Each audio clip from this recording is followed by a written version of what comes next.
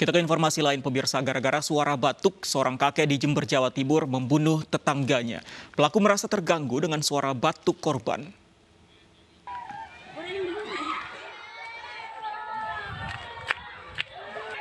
Seorang kakek di Jember, Jawa Timur menebas leher tetangganya hingga tewas.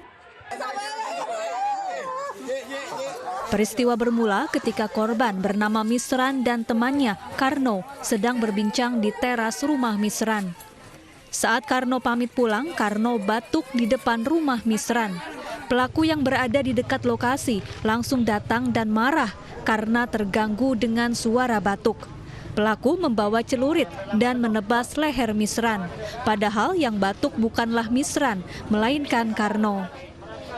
Habis itu, Dok, Pak Karno itu mau pulang, terus batuk, dia batuk. Nah, keluar ini, yang pelaku ini keluar, gitu. Cuma negur Pak Karno itu. Tidak ada apa-apa, langsung pulang Pak Karno itu ya.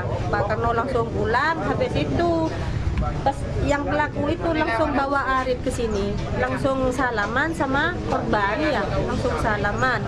Habis salaman itu langsung dibacok lehernya.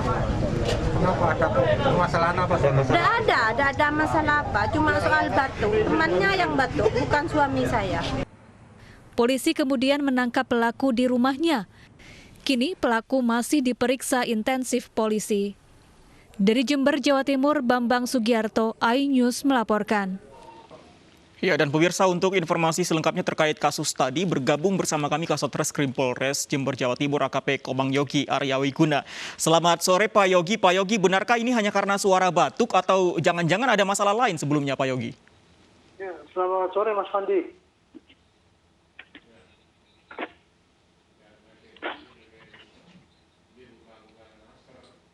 Baik, jadi kami jelaskan di sini dari Satreskrim Polres Jember dan Polsek Mayang telah mengamankan terduga pelaku pembunuhan yang memang korbannya atas nama Misran, kemudian terduga pelaku atas nama HS umur 71 tahun yang saat ini sudah diamankan, sudah kita tahan dengan barang buktinya, 9 celurit dan beberapa baju yang terkena noda darah korban.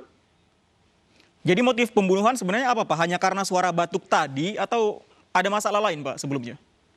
Baik, jadi kami jelaskan untuk motif ya sementara yang bisa kami lakukan pemeriksaan terhadap tersangka dan memang sudah diakui yang bersangkutan merasa tersinggung karena memang ada suara batuk yang dimana suara batuk tersebut bukan dari korban tetapi dari tamu yang bertamu ke rumah korban. Sehingga dengan ketersinggungan itu pelaku kemudian mempersiapkan celurit, ya mengasah celurit, kemudian mendatangi korban ya sambil bilang permintaan maaf.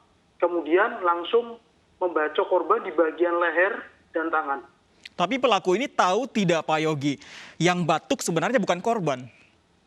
Ya, ini diduga pelaku tidak mengetahui ya karena memang yang bersangkutan merasa tersinggung ataupun memang juga ada hal yang lainnya, apakah dendam masih kami dalami. Yang jelas untuk pelaku tidak mengetahui siapa yang batuk, mungkin langsung menuduh daripada korban. Pak Yogi, jarak rumah korban dengan pelaku ini apakah memang berdempetan sehingga batuk tersebut sangat mengganggu pelaku atau bagaimana Pak Yogi? Ya, untuk jarak rumah pelaku dan rumah korban ya cukup dekat, sekitar 5 meter, yang mana memang setiap orang yang bertamu ke rumah korban pasti diketahui oleh pelaku. Apakah ini artinya selama ini hubungan antara korban dengan pelaku tidak harmonis sebagai tetangga? Ya, masih kami dalami karena memang untuk pelaku sendiri, ya beberapa kesaksian yang sudah diambil keterangan menyatakan juga tidak suka karena memang sifatnya yang temperamen, marah. Dan perlu diketahui bahwa tersangka ini atau pelaku pernah terjerat hukuman pada kasus yang sama, pembunuhan pada tahun 1981 dan sudah putusan. Artinya yang bersangkutan seorang residivis dan mengulangi perbuatannya kembali.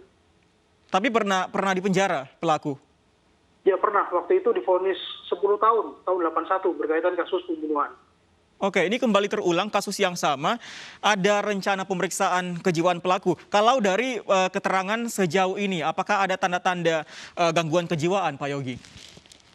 Sampai dengan saat ini proses penyelidikan dan penyidikan, pemeriksaan terhadap tersangka, sementara keterangan sudah kita dapatkan.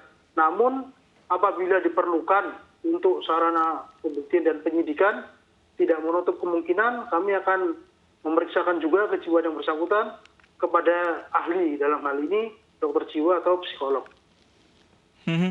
Baik, kalau kita kembali ke kronologis peristiwanya Pak Yogi, pada saat pelaku ini melakukan pembacokan di rumah tersebut, selain ada tamu tadi, tidak adakah keluarga lain yang datang membantu atau warga mungkin? Ada memang beberapa seperti istri korban, terus kemudian tetangga langsung korban juga. Dia sempat menanyakan bahwa itu menyampaikan kepada korban bahwa tersangka sedang mengasah celurit. Tetapi korban juga tidak mengetahui untuk apa celurit tersebut yang ternyata digunakan untuk membacok korban. Jadi sempat ada yang mengetahui.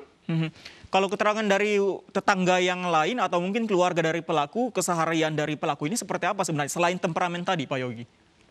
Ya, jadi keseharian dari pelaku ini ya memang sering menyendiri selain temperamen ya, terus kemudian juga tidak begitu sering bergaul dan usianya cenderung sudah sepuh atau sudah uzur, sudah tua. Sehingga memang seharusnya dijaga oleh beberapa keluarganya, tapi ternyata memang yang bersangkutan masih memiliki perilaku yang bisa kami katakan ya cukup menyimpang seperti itu. Baik, ini kasus yang sama, kembali terulang aksi pembunuhan yang dilakukan oleh pelaku. Kalau begitu, ancaman hukuman untuk pelaku seperti apa Pak Yogi? Ya, jadi berdasarkan pasal yang kami terapkan, pasal 30 KUHP, subsidiar pasal 338 tentang pembunuhan berencana. Ancamannya adalah hukuman mati atau seumur hidup. Hukuman mati atau seumur hidup. Kita akan tunggu bagaimana pemeriksaan dari pelaku. Terima kasih Pak Yogi, informasi bersama kami. Selamat sore.